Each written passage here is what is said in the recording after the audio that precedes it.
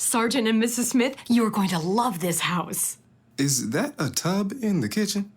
There's no field manual for finding the right home. But when you do, USAA Homeowners Insurance can help protect it the right way. Restrictions apply. With Uber Reserve, you can book your Uber ride in advance, 90 days in advance. Perfect for all you forward thinkers and planning gurus. Reserve your Uber ride up to 90 days in advance. Uber Reserve. See Uber app for details. This episode is brought to you by PNC Bank, who believes some things in life should be boring, like banking, because boring is steady, pragmatic, responsible. You don't want your bank to be cool or sexy. Sexy is for red carpets, not banks. That's why PNC Bank strives to be boring with your money, so you can be happily fulfilled with your life. PNC Bank, brilliantly boring since 1865. Brilliantly boring since 1865 is a service mark of the PNC Financial Services Group, Inc. PNC Bank, National Association, member FDIC. The Athletic.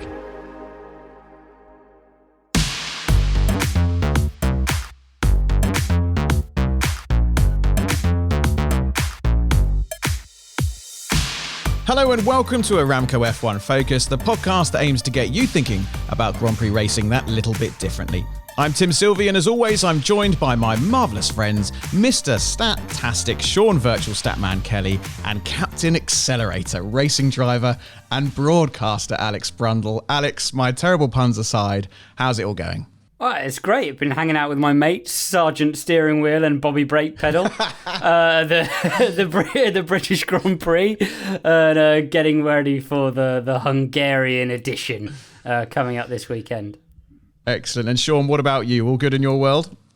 Just trying desperately to not look like I'm staggering towards the summer break. 2 more race weekends in Hungary and Belgium, and then we can all go, Great stuff, gents. Lovely to chat to you, as always. Coming up, we'll be delving into the details of early championship successes in Sean's Stat Focus. But let's kick things off with Alex's Performance Focus.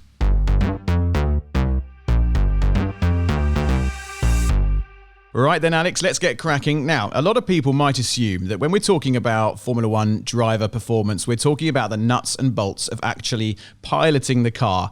But as you've already proved on this show, there's a lot more that goes into it than that, especially on the mental side. And I believe that's what you want to touch on again today.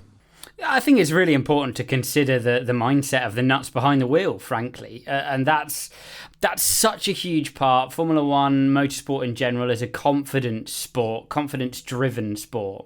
And looking at the recent driver movement around the field, specifically the replacement of Nick de Vries, I think it's really interesting to look into the mindset of not only the drivers involved, which has been done at length, it must be said, in the media, but also this kind of ripple effect that you have throughout the driver marketplace and how that affects in a secondary way all the other drivers around the general area of that and out into the driver market in their perception, their pressure through the rest of the season, and how they're going to look to try and perform in their cars. I think it's a really interesting topic.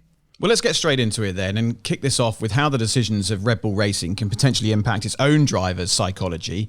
Daniel Ricciardo has been brought back into F1 in a sensational switch with the struggling Nick de Vries. Let's spare a thought for Nick. How do you think his mindset's going to be affected, and can he come back from this? So that's the straight line solution, and that's what's been discussed. You look at it, you think, wow, 10 races, that's really harsh. Nick de Vries out on his ear, Helmut Marko saying things like, if the speed's not there, there's no point in waiting for 12 races. We might as well let him go in 10 and let our new guy, Daniel Ricciardo, get on with it as early as we possibly can. Realistically, Nick is going to fall back probably into a position in endurance racing. He's had a long-standing connection with Toyota throughout he's tested the car throughout his World Endurance Championship career. He's got a good pedigree both there and in Formula E, so he'll be okay. The question is, it's a very public dismissal for a racing driver in Formula One, and actually going into you could potentially argue that going into Formula One and then being dismissed in the way that he has been is worse for a driver than not having entered into that environment at all, and how much has that damaged his confidence moving forward. I know firsthand that the world outside of Formula One is incredibly competitive as well, and if he's let his head go down as a result of being dismissed, it's definitely going to affect his confidence in whatever he drives next. Alex, I've said online how I think a lot of these driver decisions can be made based upon going in and out of fashion. I said after Monza last year, Nick de Vries was in that season, as it were, to use a fashion sense, after his drive at Monza. And then just as quickly, it seemed like everyone's gone off him, and now suddenly he's out on his ear. Have you ever noticed that, either with yourself or with other drivers, where it seems like some decisions were made based on the way the wind is blowing almost? You've nailed it, mate. And it enrages racing drivers, I can tell you that. It was a really interesting comment on social media from Guido van der Garde, now endurance racing, multi-contract Sauber fame, if you remember the famous piece of footage of him storming down the paddock to try to make Sauber honour his contract back in the day. And he said, drivers dismissed and taken on the basis of one race performance is ridiculous. Why not look at the form of a driver over a decent period of time to actually analyse that, especially at a team like AlphaTauri, where they've had such a struggle through the early part of the year. The car is being, well, I charitably probably described it as a moving target, but the car's not been where it needs to be throughout the whole start of this season. Nick has been doing everything he can, along with Yuki Tsunoda, to try to move that car into the window. They will have been splitting the strategy, splitting the setups, splitting everything out to try to cover as much ground as possible in getting that car to where it needs to be. And I think a lot of the drivers in motorsport in general are kind of sitting there head in hands, because we know we've all been that guy or girl who has given everything for the team to try to move forward, and then as a result of the outcomes of losing a little bit of practice time, for example, or sacrificing a qualifying session to try a setup, have been cost the seat when really we were just doing the job the team asked us to do. Yeah, it seems I've mentioned how if the AlphaTauri had suddenly found the kind of pace that McLaren had done and suddenly leapt forward in the grid, De Vries might not have been on the chopping block so much, because he actually out-qualified his teammate Tsunoda more times than Oscar Piastri's out-qualified Lando Norris. Now, while I don't necessarily class Tsunoda in Lando Norris's league, again, it's another example of saying, well, hang on a minute, De Vries wasn't necessarily as bad, but it just looks kind of unsexy when you're at the back of the grid. Yeah. Definitely so, and I think that it's often, teams are built of personnel, and as anybody who works in a big organisation knows, when things aren't going well, there is often a tendency to look around the room for someone to blame. And so much of the time, I have been in this position myself, so much of the time, a driver can be doing a perfectly sensible job, but if they don't blame the driver, they've got to look at themselves. And I think there's definitely a tendency of, it has to be him, otherwise it's us. And it can't be us, otherwise we're on the chopping block ourselves. That's played out at AlphaTauri a little bit for Nick as well. With all that in mind, Alex, how could it have been dealt with differently? Could they have done things to perhaps eke out some performance from Nick, just to make his life a little bit easier, rather than sort of dragging him through this rather brutal exit strategy? Yeah, I think you've got to support a driver, and the issue that they have now is culturally at Red Bull. Drivers know that if they have a run of 2 or 3 or 4 difficult performances, that they're very likely to be out on their ear, and they keep on reinforcing that culturally. So you look at it from the perspective of Yuki Tsunoda now.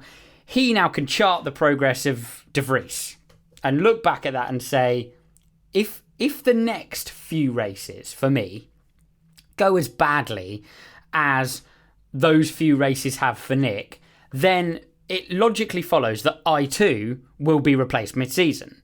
So when you look at that, if you don't build that culture, you don't build that ever-mounting pressure on the driver. If you don't build that ever-mounting pressure on the driver, the likelihood is the qualifying laps might actually happen, the race performances might actually happen in the end, but they've driven themselves down a cul-de-sac, and it's a very general perspective over years and years and years. They've driven themselves down a cul-de-sac where every driver goes in there, fears for their career as soon as they don't beat their teammate. So you get this incredibly adversarial and frightening way of going about it, which I think is not a way that certain drivers, Nick de Vries being one of them, are affected and are able to best perform.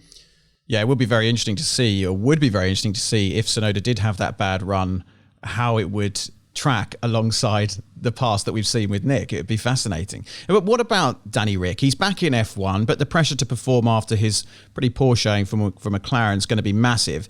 He's going to feel a lot of pressure to beat Yuki Tsunoda, isn't he? How should Ricciardo approach this psychologically, do you think?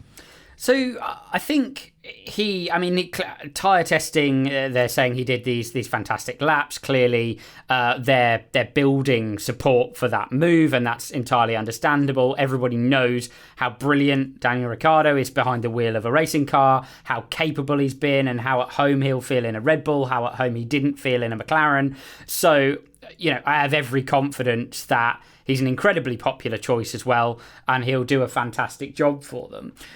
What interests me here is that, he's plugged into a slightly more hostile Red Bull system than he has been previously, because, Perez is now looking downwards at him, no doubt, despite the fact Red Bull are making it clear that Sergio is not looking to be replaced at the moment. He's got Yuki Tsunoda looking across at him, thinking, goodness me, am I the weakest link? Is Anne Robinson going to be saying goodbye towards the end of this year? And so he's gone charging into that team with the whole driver almost shattering the comfortable peace that was there amongst those drivers. With you've got to remember 6 young drivers behind him, plus in Formula 2, plus Liam Lawson, who, although he wants to potentially continue his Super Formula exploits, will be feeling slightly passed over as well. It's one of those, a little bit like Oscar Piastri fell into at the beginning of this year, where he's falling into a car which might not necessarily have the performance, but the expectation of performance is high, which generates a pressure cooker really now for him to jump back into. Now, you mentioned Liam Lawson there, who, as you rightly say, is performing pretty well out in Japan. And as you said, Daniel is a very popular choice. But there are a number of Red Bull Junior drivers out there who may feel, as you say, that they've been overlooked. How are they going to be feeling? While they might not say exactly how they're feeling for fear of what might happen, what do you think is going through their heads? Well, it's an interesting one, because it's all very well to say, we as drivers know that these decisions these teams make, and it's to the point that we crossed earlier on in the podcast, that we know that these decisions are very fashion-based, very trend-based. You steal a march and you get... We talk about momentum endlessly in the driver market. So yes, Liam Lawson left potentially to finish his Super Formula campaign. He's in the hunt for the championship out there. Daniel Ricciardo popped in the seat. It's an interesting parting of the ways for Liam Lawson, because it's hard then to believe that if Daniel Ricciardo performs in that AlphaTauri seat, and indeed Sergio Perez bucks his ideas up in the second Red Bull, that both of those drivers are going to then be or Ricciardo's then going to be reversed back into the wings in favour of young driver Liam Lawson, and they're going to pop him back in the energy station, hand him his microphone and go, thank you very much for your service. You can hop back behind the camera now, Daniel. We all know that that's not the case. It would only take a run of point scoring finishes, for example, for Ricciardo to be retained by AlphaTauri, and then Lawson's Formula 1 chance potentially goes begging. So, interesting parting of the waves for Liam, where he knows that strategically they're still with a view to putting him potentially in a Formula One car in 2024. But these chances are so fleeting that could have been the moment. And what do you do now? Do you push for that seat? Do you act upset? Do you continue on with your Super Formula campaign and pretend nothing ever happened and wait for your opportunity later? So from a mindset perspective, although it might be entirely benevolent from Liam's perspective from Red Bull, it still rocks his mindset going into what's a critical phase of this season and also his career moving forward. Yeah, it's going to be interesting to see what happens with Liam. I believe he's still backed by Rodin, the New Zealand-based car manufacturer, a guy called David Dicker, who is not short of a quid or two. So I'm sure Liam will be okay if he keeps with that alignment. Now, let's talk Sergio Perez. Should he be worried about his position in the team? He's not exactly covered himself in glory, and we know how ruthless this Red Bull system can be. Can you put yourself into his head and imagine how he's feeling mentally right now? Yeah, I mean, a run of consecutive, Sean, is it 5, Sean, out in Q1 this year? 5 races not getting to Q3, not 5 races out in Q1, but yeah. Yeah. He'd had a run of terrible forms through qualifying, and it's the subtle shift between what the teams say and what the drivers hear, that unless you've been in that position of being under threat for your seat, it's really difficult to actually comprehend and accept. Of course, Christian Horner will say, we're looking at keeping Sergio. We're absolutely behind Sergio until the last possible minute. But Sergio Perez will not believe that for a second. He knows that if he doesn't perform, Ricciardo's got pedigree, Ricciardo's got the support of the team, and Ricciardo may potentially replace his seat. Well, taking into account that qualifying is the moment where they really need Perez to deliver throughout the rest of this year, generating that threat, amplifying that pressure is not what Sergio needs right at this particular moment. You know, this is not marathon. I mean, a lot of marathon running fans will disagree with me and say it's much more strategic than this, or horse racing. But my point being, you can't look across the gates, see someone else running up alongside you and pedal harder or run faster in motorsport. It's a complex, technical sport. You need to have the team around you and you need to have confidence. They absolutely must have Sergio performing through the rest of the year for the Constructors' Championship, for a 1-2 in the Drivers' Championship. And so I'm not sure from a main team, from a Red Bull Racing perspective, this is a good decision either. And we should probably emphasise, by the way, that Red Bull have never finished 1-2 in the Drivers' Championship. It's the only thing they've never achieved. So right now, they've really got to push for Perez, because it's too late in the day to sort of kick him to the curb and think, are you thinking about an in-season replacement? Because he's their shot at this 1-2 in the championship. So at least I think his seat will be safe this year. And the irony of this all is he's actually increased the margin over Fernando Alonso at the last 2 weekends. Despite the debacle of qualifying, he has actually turned things around on race day. So he just get his act together and get into Q3, maybe things will be okay. Absolutely. Now, Alex, I'm going to dive into your brain a little bit here. As a driver yourself, what were some of the things that affected your psychology? Can you remember a particular time in your career when you felt perhaps at your weakest or most insecure? And then let's finish on a positive. When was your mindset totally switched on and you just felt really, really good and comfortable? I think it's the key battle of a driver's career, actually. That feeling of being absolutely at one with the team. I remember for years racing with Jota Sport, who are now the Porsche customer team in Hypercar. I remember feeling the team absolutely around me, and something there's that attitude that you sense as a driver when and funnily enough, it's when something has gone wrong for you personally. And there'll be a moment where the team come up to you and something has not quite gone right in the car, the assumption that it wasn't you pervades. So the team will ask, well, what was wrong with the balance? Because Alex is not fastest. Or, and there's and it's in tone, it's in delivery. There's a subtle confidence that comes from that. And that is when a driver feels that they're most secure. It's something that Max Verstappen has at Red Bull. It's something that Lando Norris has at McLaren, where they come in, and I would argue perhaps something that Alex Albon now has at Williams as well, where they come in and they go, it's understeering, and there's no argument, there's no discussion. It's, okay, Alex says the car is understeering, and therefore...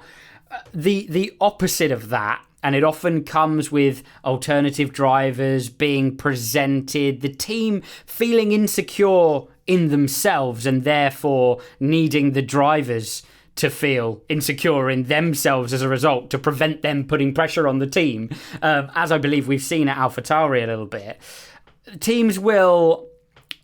in tone, in delivery, in meetings, in debriefs, subtly doubt your performance. And it only needs to be incredibly subtle, and drivers immediately turn, immediately change, immediately feel a differential in pressure. And when we as drivers talk about the culture of the team, feeling comfortable in the team and our ability to deliver, and that's why drivers like Daniel Ricciardo go to McLaren and just don't get on with the car, I truly believe. Is it driving style? Yes, maybe a bit. Is it their performance? Yes, maybe a bit. But I think when they have the team behind you, the hands just calm down, the touch on the brake is just a little bit more deft, because the confidence of mind calms the nervous system and allows a driver to deliver. And I've had both ends of it throughout my sports car career. Yeah, it's interesting. You sort of don't think about it as a layman. You sort of think, well, even if you're low on confidence because the team is saying certain things, you could still switch it on when you get in the car. You can still turn the steering wheel, hit the throttle. But what you're saying is, if there isn't that confidence in you as a driver, you do get that insecurity, and that feeds through what you're doing in the cockpit. The thing is, you don't believe that it's changing you at all. Of course, you've got your game face on. You're doing your absolute best. You're staying calm. You're delivering the goods. It's only really when you look back, funnily enough, because the strange thing about the mindset of a sports person is, if you knew your mindset was affected while you were performing, then you would change your mindset, wouldn't you? If you knew that you'd lost your head and were getting red mist in the car, you'd do something about it. So it's only after the fact, when you look back and go, wow, you know what, they were being difficult, and there's a lot of pressure on me in that moment. And that my steer, when I watch those onboard cameras back, I can see it in the way I drove. That little bit of extra steering velocity, that little bit of extra brake pressure that upset the car on the way in, because it's a natural thing to drive a racing car, and you're communicating yourself through the controls. Great stuff, Alex. It's sometimes easy to see world-class sports people as robots and not think about how much psychology plays a role in elite performance. And just while we're talking about Danny Ric, listener Brian got in touch on Twitter using the hashtag AramcoF1Focus. Thank you kindly, Brian, and asked a question related to him specifically, so I thought I'd put it to you, Alex. He asks, Mick Schumacher has been getting press for his late nights on the sim to help Mercedes with their quali and race setups. Is this unique to his role as their third driver, or are other teams' third drivers, maybe bar Danny Ric, doing the same without the press? There are a massive number of drivers doing this. They're normally drivers from formulas like Formula E or sports cars, and they will race. They will drive the simulator all night in between the sessions to work through various scenarios. There are a massive number of unsung heroes. I know Aston Martin do a lot of this with a guy called Nick Yellerly. Antonio Felix da Costa used to do a decent amount for Red Bull. There are drivers you've never heard of and wouldn't believe. Oliver Turvey is another one who does a tremendous amount of that kind of work for McLaren. So through a varying spectrum of driver ability and availability, yes, tremendous unsung heroes. The simulator drivers are called mushrooms in the business, because they leave them in the dark and feed them something I'm not allowed to say on the podcast, because so much of the time those drivers are given no information about the cars because of the confidentiality of those setups and their movement between racing organisations. So actually, it's quite a disheartening job. I hear. I've not been one of those. I've not been one of those drivers because they just say, try this. Did it understeer? Did it oversteer? What do you think? Okay, now try that, etc., etc., etc. You've not been a mushroom. Thank you for that, Alex. And if you, like Brian, have a question or comment related to anything we've talked about on the show, you can drop us a line on social media using the hashtag AramcoF1Focus.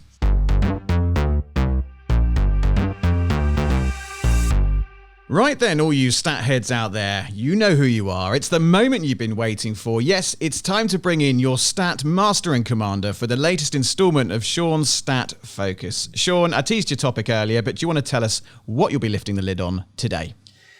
Well, surprise, surprise, we're going to talk about Max Verstappen. Specifically the fact that Max Verstappen is running away with the championship. He now has a 99-point lead over the faltering Sergio Perez.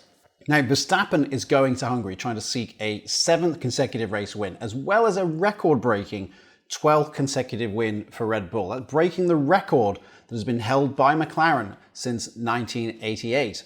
Now, his momentum is such that it's mathematically still possible that Verstappen could win the championship at the Singapore Grand Prix in September, which is with 7 races still remaining. Now, nobody has ever clinched a world championship with that many races still to run. In fact, in both 1950 and 1955, there were only 7 championship races in the entire season.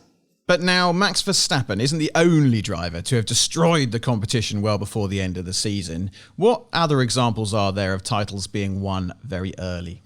Well, some people seem to think that Verstappen has this huge advantage, the biggest advantage ever. But a good sort of signpost of history is this Friday at the Hungarian Grand Prix, because that will mark 21 years since Michael Schumacher clinched the 2002 title by winning the French Grand Prix on July the 21st, with 6 races still remaining that year. Now, if you can imagine that happening this year, you know, in the age of social media, there'd be uproar that someone could clinch a championship so quickly. 10 years before that, Nigel Mansell had piloted that Williams FW14B that we saw driven by Sebastian Vettel at Goodwood this past weekend. He clinched the title at the Hungaroring that year, but that was in mid-August and there were only 5 races remaining. Now, Mansell's success was one of 9 world titles that have actually been clinched in the month of August, the most recent of which was Schumacher's 2001 championship. Then, of course, he went 1 month better in 2002. While Jim Clark clinched his 2nd world title on the 1st day of August in 1965. Now, there is one outlier to this, and there's one that creates some contention that Schumacher won the title earlier in a year than any driver in history, and that's 1955. Now, at Aintree, which was July 16th, 1955, so Sterling Moss pipped Juan Manuel Fangio to win his first Grande Épreuve, as they called it back then, a Mercedes 1, 2, 3, 4. It was a very famous victory because Moss won his first Grand Prix, won the British Grand Prix in the Silver Arrows. Now, after that race, Juan Manuel Fangio had an 11-point lead over Moss. It was 8 points for a win back then, a point for the fastest lap. Still 4 races still remaining. Looks like anybody's championship. But motorsport was in the immediate aftermath of the Le Mans disaster, which had happened the previous month. And in the weeks that followed, the German, the Swiss, the Spanish Grand Prix, and the French Grand Prix, they were all cancelled or postponed, which left Monza as the only remaining championship race. Now that therefore meant that Fangio had unknowingly clinched the title at Aintree, although we wouldn't know this for certain until the French Grand Prix, which had been tentatively rescheduled for October the 9th, was finally cancelled altogether. So you might see some conjecture that Fangio actually clinched the title earlier than Schumacher did in 2002, but if he did, Fangio didn't know anything about it at the time. So then, Sean, how come Schumacher, Mansell, Clark and so on wrapped up the titles so early if they're less dominant than Verstappen is now?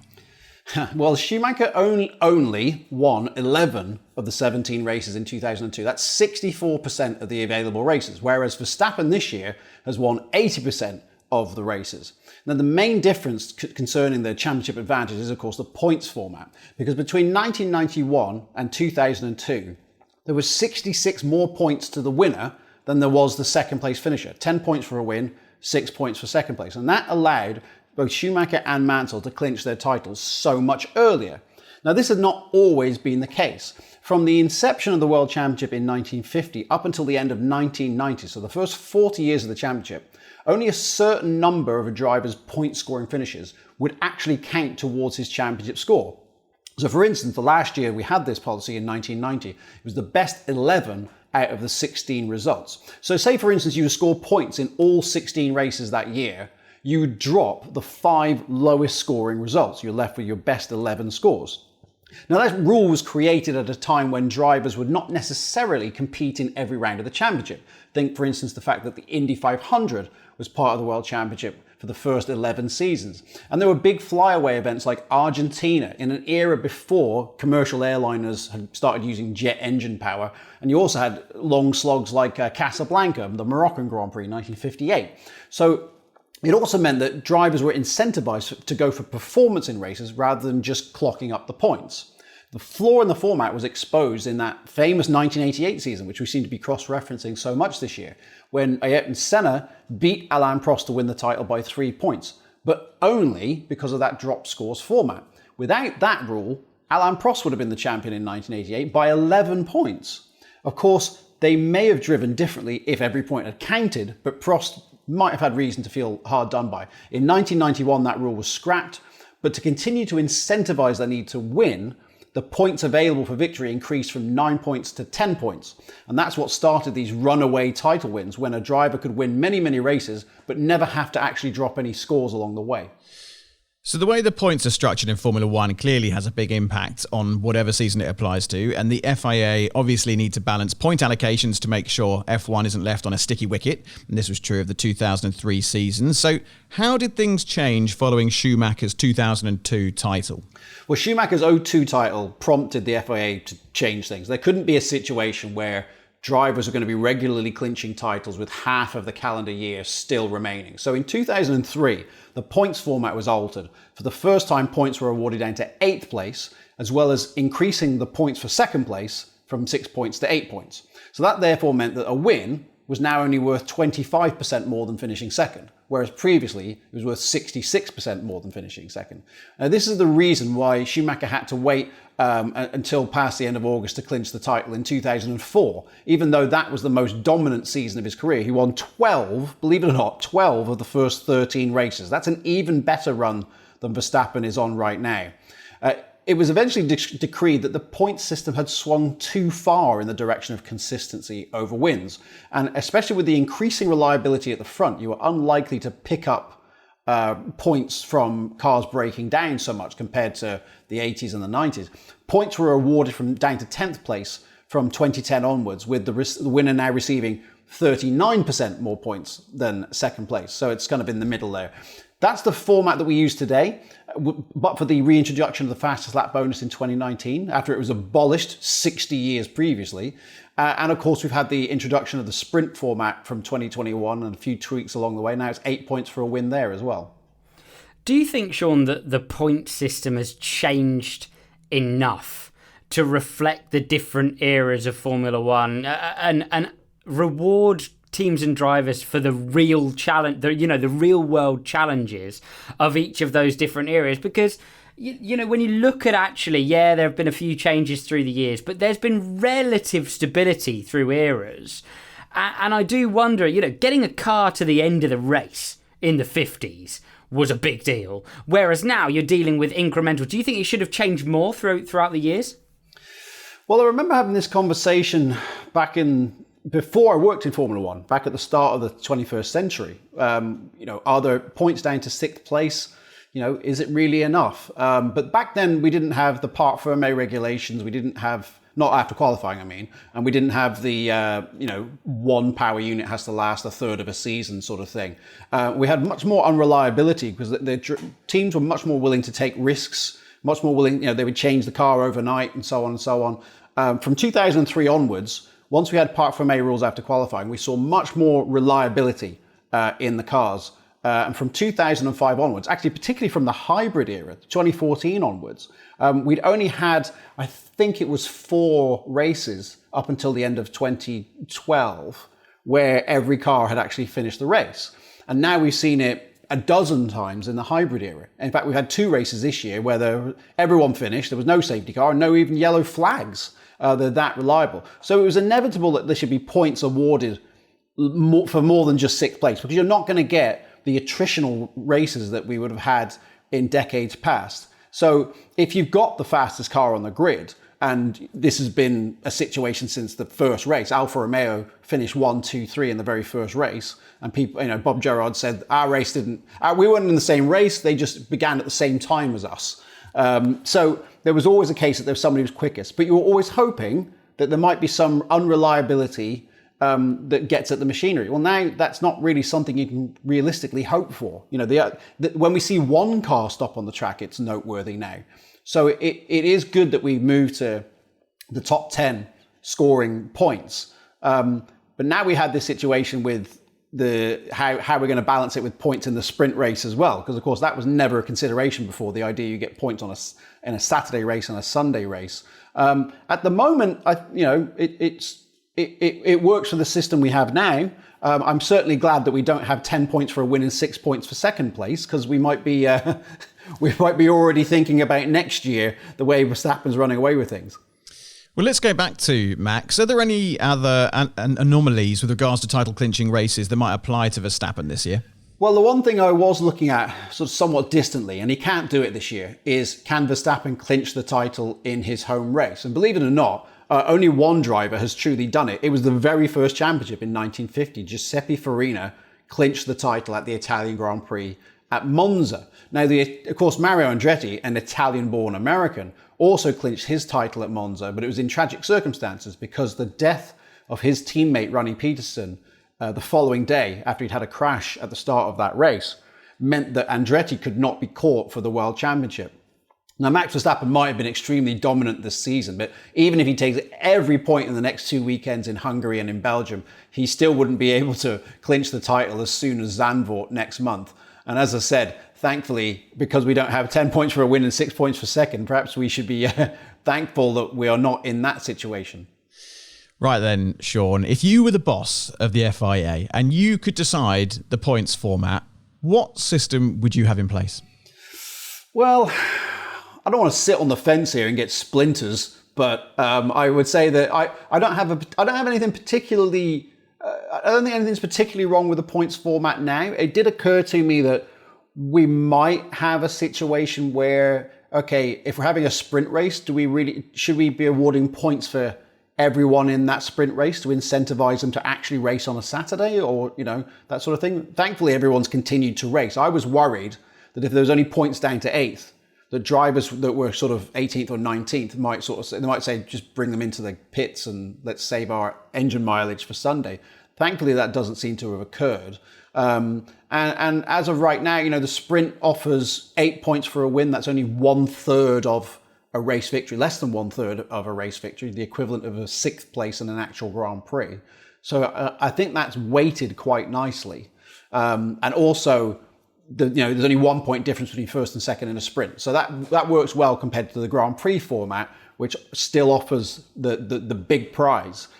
So at the moment, I don't see a problem with it. Although I know if I put that question to all of my social media followers, I'm sure they'd be more than happy to tell me exactly what they think of it. I think you might be hiding under a virtual pillow after about 10 minutes of that conversation. But what do you think of this Grand Slam concept with, scooping up all of the sprint races and putting them together in a sort of a championship format? Yeah, well, I must admit, I've been too busy staring at my laptop writing material for Hungary, and I did hear about it in passing. Can you guys fill me in? What's the story? What are they planning? What have they got cooking up at the FIA headquarters? It's connecting it up with the main Grand Prix. It's connecting it up with the main Grand Prix and offering an award for the driver that wins both of those together to presumably be connected up and delivered towards the rest of the year. But for me, that takes away from the sanctity of a proper F1 Grand Prix. Well, what it would do is introduce a new statistical category, which is sort of the Super Grand Slam, if you will, or the Super Hat Trick. Maybe it's a better way of putting it. Because the Super Grand Slam would be you have to lead every lap of the sprint and every lap of the Grand Prix. But a Super Hat Trick would be pole, sprint win, fastest lap, and victory. So that would be a new statistical genre in its own right. But if there was a standalone award for most points, the highest point scorer in the sprint, do you know who'd be leading that championship right now? I'm sure you do. Sergio Perez would be leading that championship right now, believe it or not. For everything that's gone wrong for him this year, he would be the sprint king in waiting.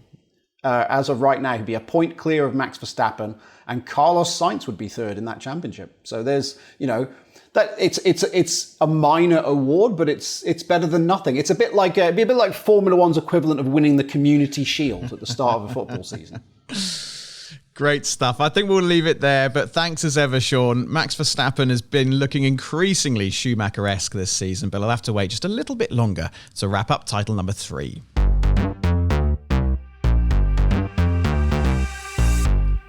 Well, that's about it for today. This podcast is brought to you by Aramco, powered by How, and we'll be back with you again soon. In the meantime, be sure to like, follow, or subscribe to the Race F1 Tech Show podcast feed to ensure you never miss an episode of that podcast or this one. Alex, what's next for you in this summer of motorsport? So I will be covering the Hungarian Grand Prix for F1 TV, Formula 2 and Formula 3, testing a very exciting Lotus at Hethel for Classic Team Lotus coming up next, and in discussion for a negotiation for a return to the track before the end of this year, whether at the Nürburgring or further afield. So lots going on. Very exciting indeed. And Sean, presume you're off to Hungary next? I am, and I'm very excited that Alex indirectly told us that he's in line for the second Red Bull drive next year. Congrats, Alex! Cue the celebration music. Giving me wings.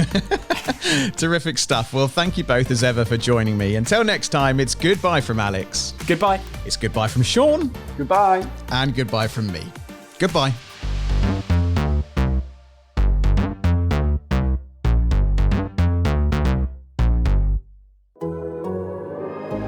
The Athletic.